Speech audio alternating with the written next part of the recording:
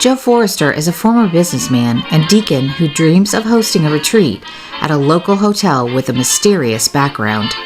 After leaving a condemning church and years of pain and hurt, he moves to a small Midwest town, turning his attention to uncovering the closely guarded secrets of the hotel and its beloved owner from a century before. As Joe investigates, the black and white images of the past take on a life of their own.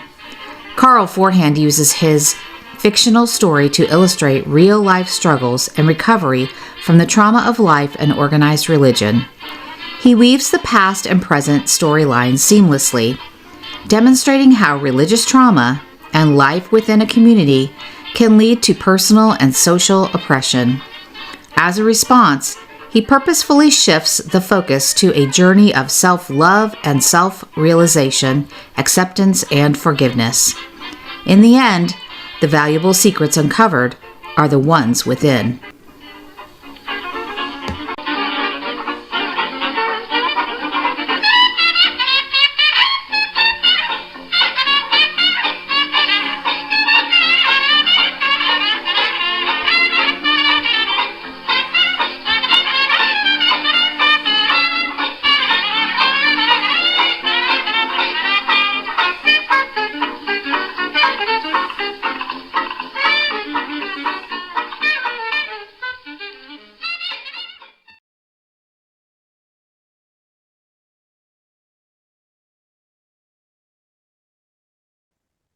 So I'm really happy to be here today, and just to tell you a little bit about myself, I am an educator, and I completed 40 years in education, and I started as a preschool teacher, preschool director, kindergarten teacher, taught at the college level, teacher education for 33 years, and then at the end of all that, I went on a healing journey to heal from childhood trauma.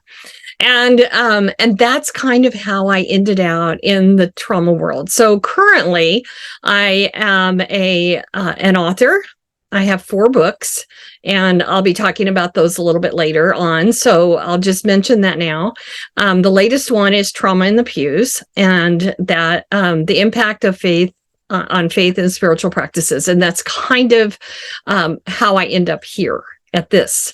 And so I also I'm on the board for the Attachment and Trauma Network, and just completed 2 years as board president, and this is completing my last year now on the board.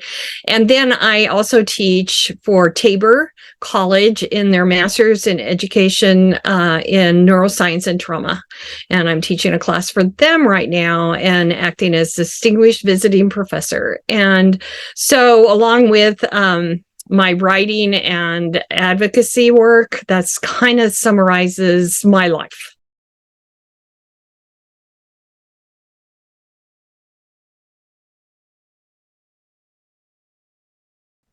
Religious trauma arena. It's kind of interesting how I even got there. It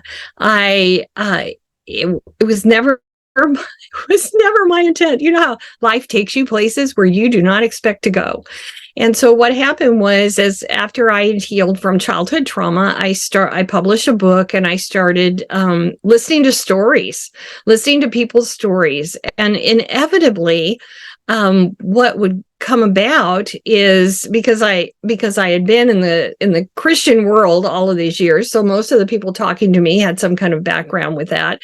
And what came about was that they would always say, after they told their story of childhood trauma, they would say, and I've just always felt so like such a failure spiritually because I couldn't do this, or I couldn't do this, or I was, I didn't feel like God really so many things that people would say. And I started realizing, we have a theme going on here. And so I started, that was really my avenue to get into the religious trauma. Was I realized that intentionally or unintentionally, it didn't really, harm is harm. It doesn't really matter how we get there. It may be easier for us to heal if we don't think people intentionally harmed us. And of course, that does not include the category of sexual abuse, ritual abuse, all of that. That's just evil. Okay. But all of the other things that people were telling me were really due to ministry leaders not understanding trauma and not understanding the impact of trauma. And that was what happened to me in my life. And so that's where Trauma in the Pews came from, was my attempt to help ministry leaders to understand how the people who were sitting in the pews who had experienced trauma and they needed compassion. They needed to be understood. And so mostly what I do is write. And I'm going to talk about that a little bit today, how I ended out, how I have to find my lane and how I have to work to stay in my lane. And I speak a lot on podcasts and different speaking engagements, but mainly I'm an author. So.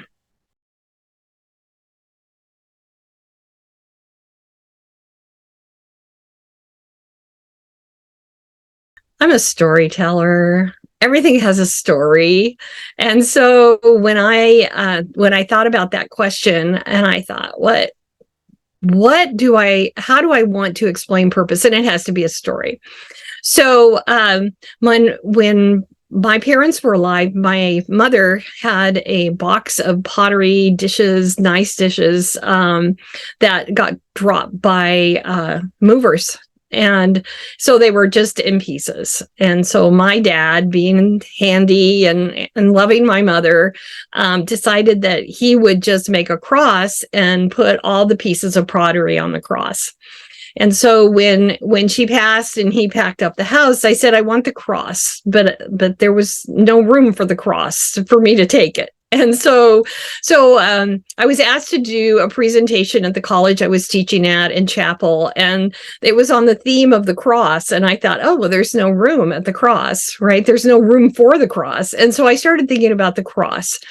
And when I researched it, what I came to was, the disciples didn't even know what Jesus meant when he said, pick up your cross, because there wasn't any story to go with that yet. So I researched, and really what it means is to take a stand or to find your purpose.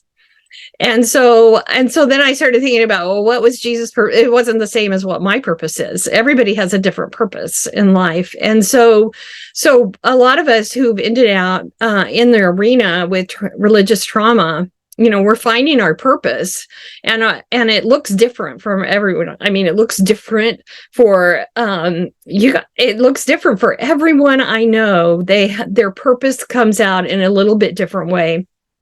And so I started thinking about the fact that knowing what our purpose is, knowing what our lane is, knowing what we're going to take a stand on is so essential to effectively doing what we set out to do. And so when I said women a purpose, it was interesting because I help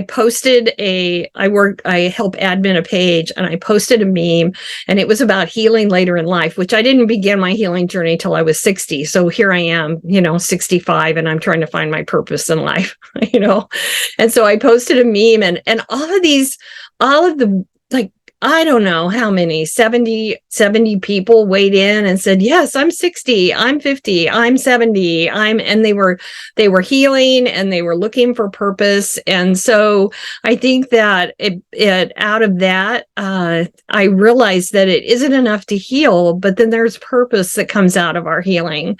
And we are women with purpose. And I really believe it's the women who have the power to really, really make an impact on how people are being harmed how they can heal, how they can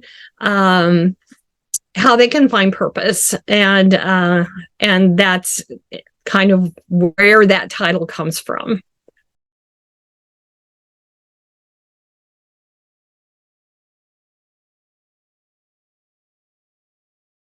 Don't know very many people who take a stand that it doesn't cost them something.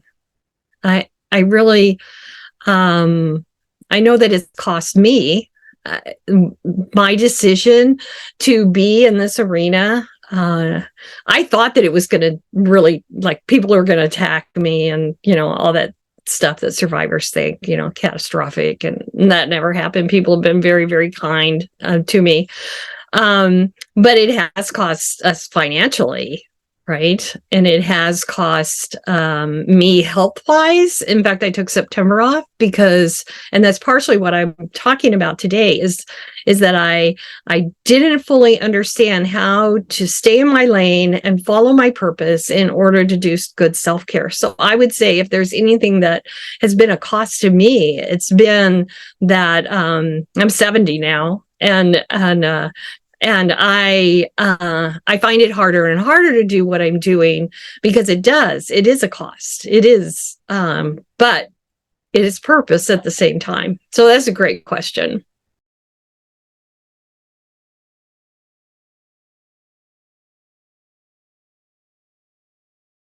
So I realize that an activist is active engagement to reduce harm by actions or writing. I always add writing in because that's my purpose, for systemic change in religious systems. And so that's what an activist does, where an advocate works and writes in support of those harmed by religious systems. So, sometimes we give the illustration of, are we catching the people who fall off the edge from being harmed, or are we going back and trying to change the system? It's Desmond Tutu's quote where he says, we need to stop pulling people out of the river and go find out why they're falling in the first place.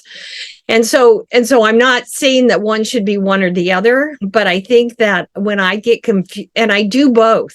So the answer to that question would be, I do both of these, but one is a change where I'm working toward change, and it's system centered. And the other one is support, and it is people centered actions. And so I realized as I was doing this that when I feel compassion fatigue when my advocate tries to change systems. So along the way, as people started telling me their stories, I got so angry. I was just like, really, this is horrible, that even though I had my own personal story of religious trauma, and, that's, I could do a whole nother session on that, but just about, I wrote a blog recently where I list, I think, 7 different types of religious trauma and I said, if you've had 3 or more, it's a religious trauma tsunami. And I definitely had a tsunami in my life. So, but when I try to change people, then I'm ineffective. So when my activist starts trying to change people instead of changing systems, I likened that about 2 weeks ago. I went, oh my gosh, I'm trying to beat the nail into the door with my forehead, right? I'm on the wrong path. I can support people and I can work to change systems, but I cannot change people. And that's when I think we run into problems. And most of all, I had to figure out that my best way to do either one of those is to write. I can be an activist through my writing, and I can be an advocate. So I think when you find your purpose, you can do both of those, and you can find a balance between the two.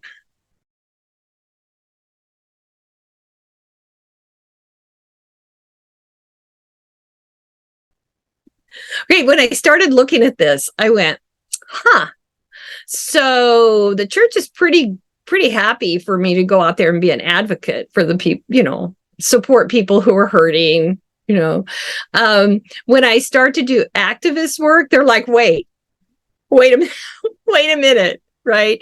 And then I thought, is this a gender issue? Like, are we pigeonholed, our women pigeonholed into being advocates. So, well, go support people. That's what you do. You're nurturing, you're kind. You need to go and support people. But when we venture off into being an activist and try to change systems, then suddenly, we get all the typical stereotypical gender complaints. You're being pushy, you're stepping in where you don't belong, all of these kinds of things. And I think that that's especially true if we get confused, and instead of being an activist who's trying to change systems, if we're an advocate who tries to change people, you can't change people. There is absolutely no way that you can. I mean, you might have a discussion with them if they're a really self-aware and able to have discussions and able to see different viewpoints and so forth. You might move them off dead center and get them to see what you're doing, which is what I try to do with my book. I just try to move people off dead center. But you're never going to fundamentally change people through activism. And so I think the gender plays into that. And, since we're talking about women, all women at this conference, I think that everyone, and I hope the men are listening to say it is okay for a woman to step into an advocate, and you don't need to take it personally.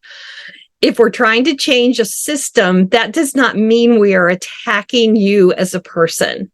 We are trying to change the system that is causing harm. And sometimes that's a theological system. Sometimes it's a system of how churches are run. Sometimes and sometimes it's gender, right? It's all sorts of things, but it doesn't mean that we're personally attacking someone when we're an activist. I want to take a step back for a second, and you've talked a lot about finding purpose, finding our purpose.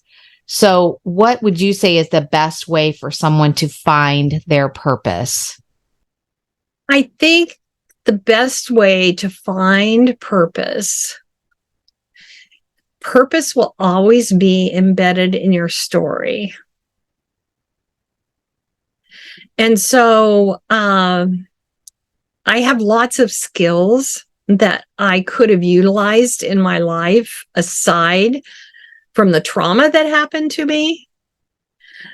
But it was the trauma that happened to me that defined what my purpose eventually ended out to be. So I think that, it's interesting because I'm on the board for the attachment and trauma. And so we do lots of interviews for people who are interested in being on the board, or we're talking to them at the conference, or, almost inevitably people are interested in learning more about trauma and becoming involved in the organization because they have a story behind it. Right. And so I think that the best way to find purpose is to look at your own story. And I do not believe that everything happens for a purpose. That's just disgusting. Right. My abuse began when I was 3 years old. There is no redeeming purpose. There is nothing but evil in that. And so when people say, isn't it amazing, this happened to you, but now because no, I could have lived a perfectly happy life without being traumatized. Okay. And so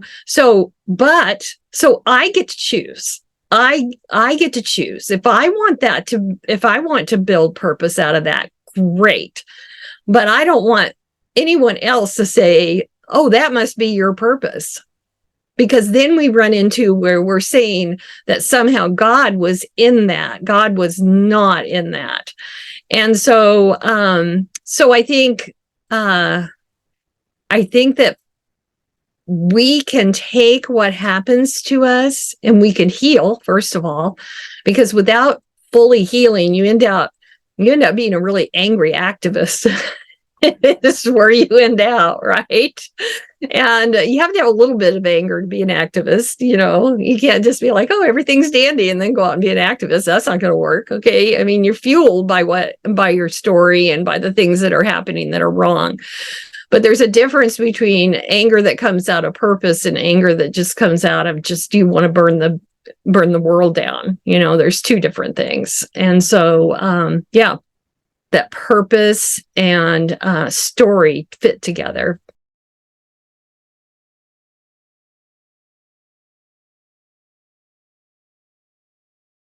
Okay, so if you look at my books, and this is probably the moment to look at my books, Brave is really my therapy story. Brave is me walking into therapy, realizing and peeling back the onion of all the layers of the trauma that happened to me. My absolutely amazing therapist who helped me on this journey, and our journey together, and the relationship that we built to help me heal, and so forth. And so, that's kind of the beginning of that. And then it was when I got the book done, my first book, it was like a treatise O Theophilus. Okay, it was huge. And so it got divided into two parts. So you can see in the second one that Brave is sitting in the chair. And this is Janyne's story that I pulled out of the first book. So they go together. But this one talks about my behaviors as a child and how to understand children with behaviors that come out of trauma. And then A Brave Life was moving me toward the religious trauma, because I wrote that one about my adult life journey in the church and the things that happened to me and so forth. And then that eventually evolved into Trauma in the Pews. And so because I was born to be a writer, the way for me to heal was through what I was born to do. Right. So, I mean, journaling is good for everyone. Writing is good for everyone. It is an important part of healing for many, many people. But for me, it was absolutely essential. So I wrote all 4 of those books in 5 years. And well, actually, there's another one in the wings right now being reviewed this week. And it's Trauma in the Pews 2.0, healing as a spiritual practice, which is kind of answers this, but I think that writing was important. EMDR therapy, there are many modalities that are treating trauma now, and we're finding more and more and getting more effective, and finding ways that are not that help to lessen the turmoil of healing, but therapy, but it needs to be trauma informed. Okay, talk therapy is not going to heal trauma. It just doesn't. Sitting around and continuing to talk about what happened to you does not. Trauma is held in the body. And so it needs to be somatic, or it needs to be something like EMDR, or it needs to be trauma informed therapy. And so there was that. And then in Janyne's book, the second book, the end of the book, I talk about all the things I did between therapy sessions to help me heal. And because I was healing a child was what I was healing. Okay. So I did art, I did collages, I worked puzzles, I walked along the creek. It's just filled with all of the ways that I helped myself heal in this process. And so, between those and relationships, you need to find people who are willing to support you, to understand trauma, that won't flinch when you have a trauma response as you're healing. Healing is super, super messy. It's really messy. I mean, I liken it to taking, a closet is piled up for 40 years, and then you just open the door and just dump it all in the hallway. And then you have to sort it all out and figure it's just messy. And so you need people that understand the messiness of trauma and do not judge and do not flinch and do not hand you a scripture verse, please. Okay. Especially when religious trauma is involved. And I'm not saying, so in my next book, let me clarify that. Okay. In my next book, I talk about how there are some people that the Bible is very comforting for them. That is because they have spirit experiences around the Bible that are helpful to them. Okay. They had good relationships. That is not my case. Okay. So when when we talk about you just need to read your Bible more, well, that's never going to work for me ever. It doesn't work for anybody, actually. But what I said is it's in the body. So I say in the next book, I say, so think about where is your Bible, if you have one, and not that you have to, but if you have one, where is it? And walk toward it. What happens inside your body? If your body starts to feel settled and calm, then that's a positive thing for you, right? If your body starts to dysregulate and to feel tense, and then that is because the Bible is dysregulating for you. And it all depends on your story, and it depends on how that was used. Was it used as a weapon? Was it used as a comfort? Was it used to shame you? Was it used? It all depends on that. And how your body responds is not your fault. It has to do with your story. So when I talk about spiritual practices, I take a very different slant. I'm like, you need to find your own. You need to find your own. So, and then maybe you don't. And that's okay too. And so, so all of that was involved in my healing, me finding my way, the ways that helped my body heal, not what other people were telling me I should do, or which I couldn't do. So.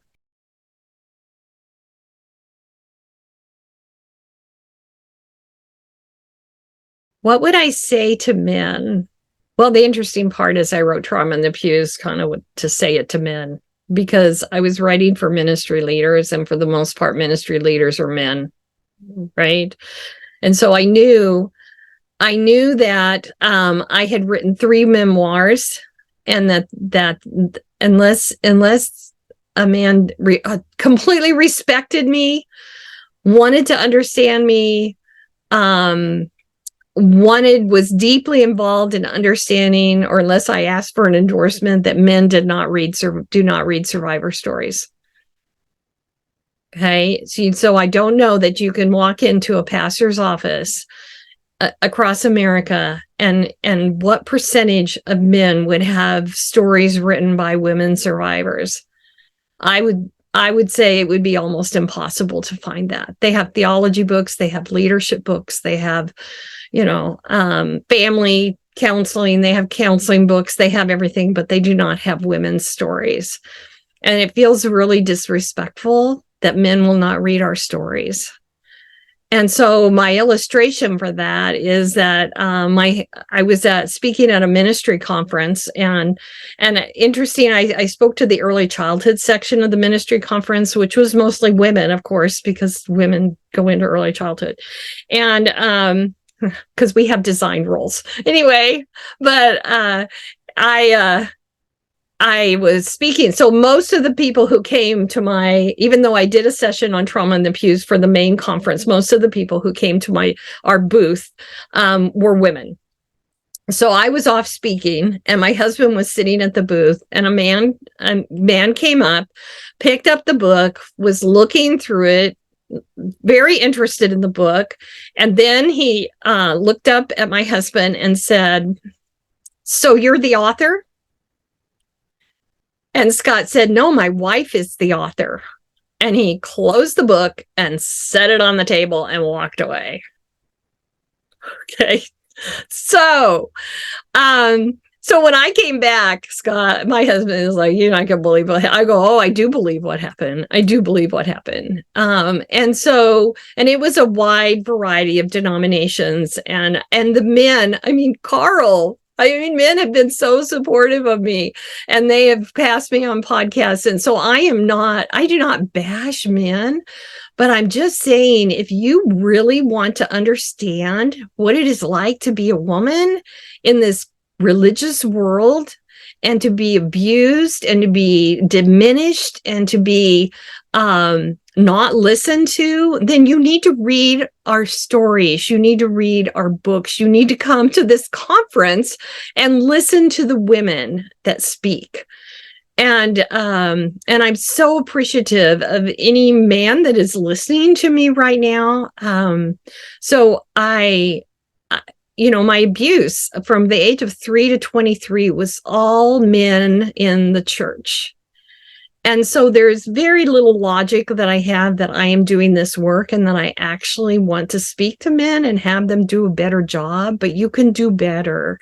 You can do better by listening to us, by bringing us into the meetings. We deserve to be, and the wisdom of women is such an important part of getting it right. And so many times when decisions are made in churches that are so harmful, there are no women in the room to moderate the discussion when the decision is made, whether you theologically, doctrinally, whatever. I did a research paper when I was working on my doctorate, and my conclusion was that if it's about doctrine, women would still be held highly and they would be brought into the room to be listened to. If it's about bias against women, then you pull out the doctrine card or the dogma, whatever, theology card, and you use that. So if the women are part of your discussions, then yes, you are listening to women, and you have books written by survivors on your shelves. And I thank you.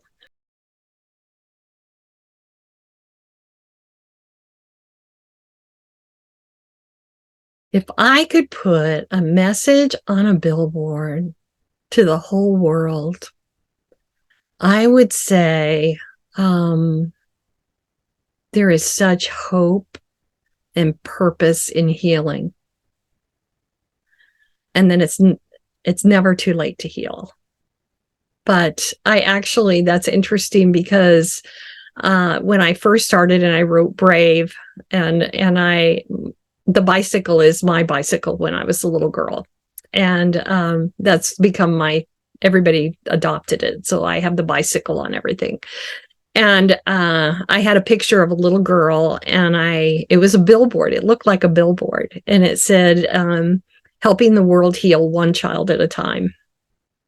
And that was where my purpose began. I began with healing myself. The first child that I needed to help heal was to heal the little girl inside of me that had been crying for help for 60 years. And so that's what I would say, that heal, just heal.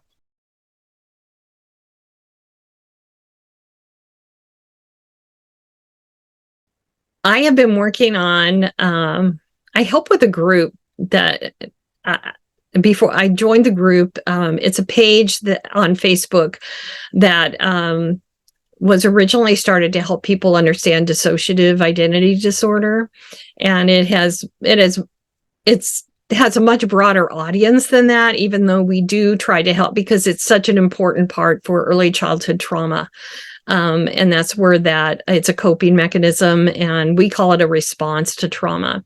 So I began helping on that page, and it's grown. We have over 200,000 followers. We don't even get it. We don't even know what to do. And so I realized as I listened to more and more stories that religious trauma was almost always involved in people when people would tell their stories. And so we decided, with fear and trepidation, because people get so triggered by going to a page for help and finding out they're talking about religion there. And so we very carefully entered the arena with blogs that I post at my own blog, Janyne.org, about religious trauma. And I have 4 up right now. And the one that I did most recently, which will be there'll be more by the time this post, is on how what we believe about children impacts religious trauma, and how the religious trauma often, the roots of it are often in what we believe about children. And so I would say go to my blog, and that's the resource. That's where I'm brain dumping right now. To help people to understand this. And the world is hungry. The world is hungry because they want to heal. They want to understand what happened to them, and they want to heal. And so I'm out there writing, right? Because that's my purpose.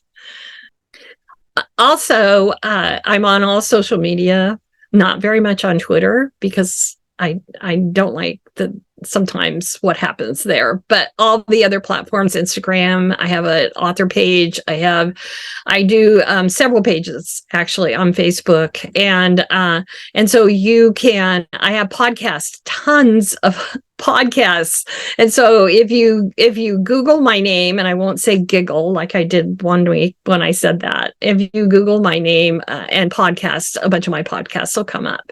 But so there's lots of different ways that I approach the topic of religious trauma and fulfill my purpose, and you can find them out there.